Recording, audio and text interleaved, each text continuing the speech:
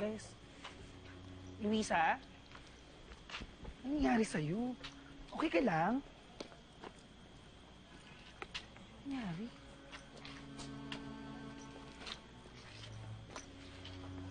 Dito ka.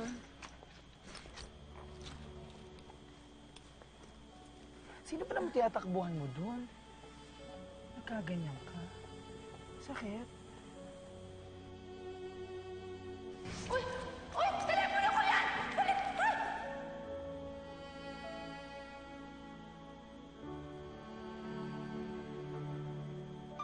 Alam mo, Aman, practice lang naman yan eh. Bibigyan kita ng worksheet para sagutan mo sa bahay, and then I'll check it. Alam ko wala akong mapapala dahil may asawa ka na. Pero hindi ko mapigilan nararamdaman ko para sa'yo. Ikaw ang gusto ko.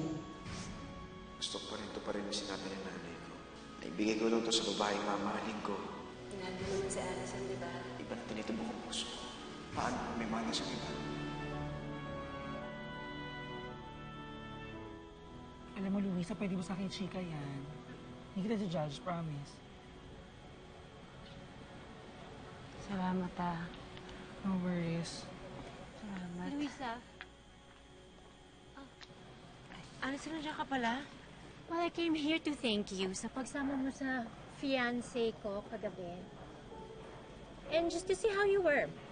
Ano, masakit pa ba? Pwersa kasi. Pero di bale, uwi na lang din ako para mapahinga ko. Salamat, Jamie, ha. Salamat talaga. You're welcome.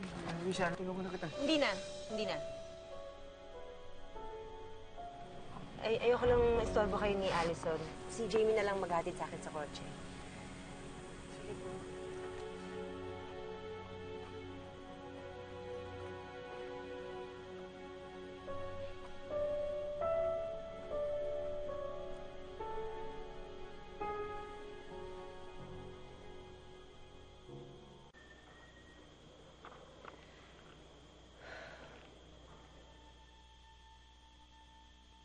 Kitang-kita ng kapatid mo, si Luisa at si Mark magkasama.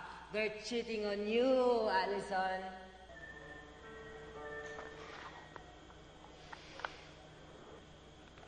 I love you.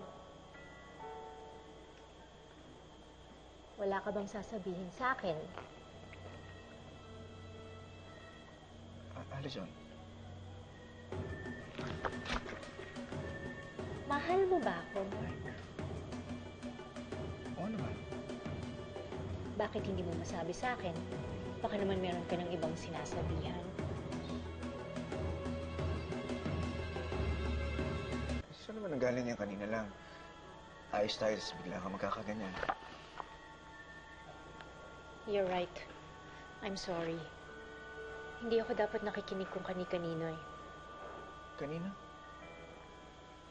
It doesn't matter. I'm sorry, okay?